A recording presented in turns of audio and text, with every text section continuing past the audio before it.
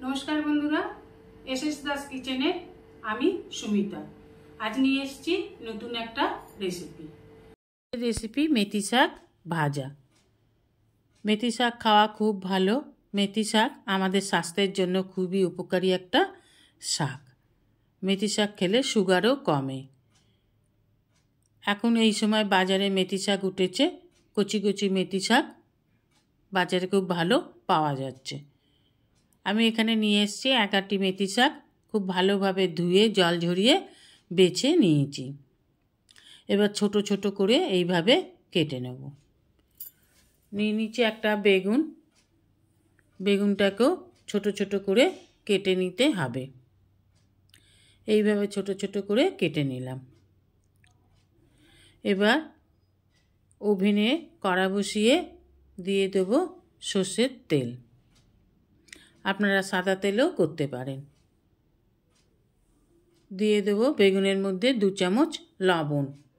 খুব ভালোভাবে বেগুনটাতে লবণ মাখিয়ে নেব।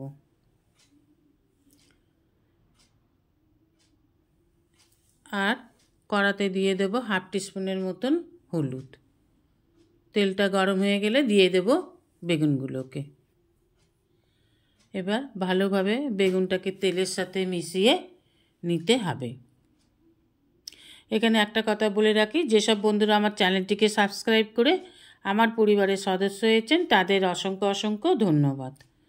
যারা এখনও আমার চ্যানেলটিকে সাবস্ক্রাইব করে আমার পরিবারের সদস্য হননি তাদের কাছে অনুরোধ রইল আমার চ্যানেলটিকে সাবস্ক্রাইব করে আমার পরিবারের সদস্য হবার জন্য। এবার দিয়ে দিলাম 2-3 মিনিটের জন্য ঢাকা। 2-3 মিনিট পর ঢাকা খুলে দেখুন বেগুনগুলোকে একটু নেড়ে দিতে হবে। বেগুন কিন্তু নরমও হয়ে গেছে। আর একটু ভালোভাবে ভেজে নেব। দেখুন লাল লাল হয়ে গেছে, নরম হয়ে গেছে। আর একটু ভেজে বেগুনগুলোকে তুলে নেব। বেগুন তুলে না নিলে এর সাথেই যদি আমরা মেথি শাক দিয়ে দিই তাহলে বেগুনগুলো গলে যাবে, ভালো লাগবে না খেতে। তাই বেগুনগুলোকে এই রকম গোটা গোটা রাখবার জন্য বেগুনগুলোকে আগে থেকে তুলে নিতে হবে, তাহলে বেগুন আর গলে যাবে না। এই বেগুন ভাজার তেলেই দিয়ে দেব কেটে রাখা মেথি শাকগুলোকে।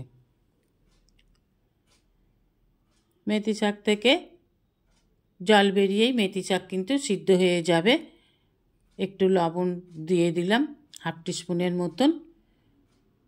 এবার খুব ভালোভাবে মিশিয়ে নেব লবণগুলোকে। ভালোভাবে মিশিয়ে নিয়ে দিয়ে দেব ঢাকা। ঢাকা দিয়ে দিলেই শাক থেকে জল রিলিজ হয়ে যাবে আর সেই জলে শাকটা সিদ্ধ হয়ে যাবে। দেখুন 2-3 মিনিট পর ঢাকা খুলে শাক দিয়ে জল বেরিয়েছে, শাক কত নরম হয়ে কমে গেছে। ভালোভাবে নেড়ে নেব। দিয়ে দেব আর একবার ঢাকা, জলটা শুকিয়ে যাবার জন্য।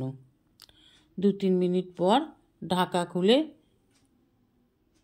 শাকও নরম হয়ে গেছে, জলটাও দেখুন শুকিয়ে গেছে। ভালোভাবে একটু ভাজা ভাজা শাকগুলোকে করে নেব। দিয়ে দেব কাঁচা লঙ্কা কুচি। ঝালটা আপনারা আপনাদের পরিমাণ মতনই দেবেন। আমি এখানে 2টো কাঁচা লঙ্কা দিয়ে দিলাম। দিয়ে দিলাম ভেজে রাখা বেগুনটাকে। বেগুনটাকে এখন দিলে বেগুন কিন্তু আর গলে যাবে না, এই রকমই থাকবে। তা এইভাবে বেগুন ভাজার জন্য মেথি শাক দিয়ে বেগুনটাকে ভেজে আগে তুলে নিতে হবে। তাহলে এইভাবে ভালোভাবে নেড়ে চেড়ে এবার নামিয়ে নিলেই তৈরি বেগুন দিয়ে মেথি শাক। দেখুন আমার তৈরি হয়ে গেছে বেগুন দিয়ে মেথি শাক। এবার গরম গরম ভাতের সাথে এই মেথি শাক খেতে খুব ভালো লাগে। গরম গরম পরিবেশন করুন। রেসিপিটা ভালো লাগলে অবশ্যই একটা লাইক, কমেন্ট, সাবস্ক্রাইব করার অনুরোধ রইল। পাশে থাকা বেল আইকনটিতে ক্লিক করে দেবেন নিউ ভিডিওর আপডেট যাতে সবার আগে আপনার কাছেই পৌঁছে যায়।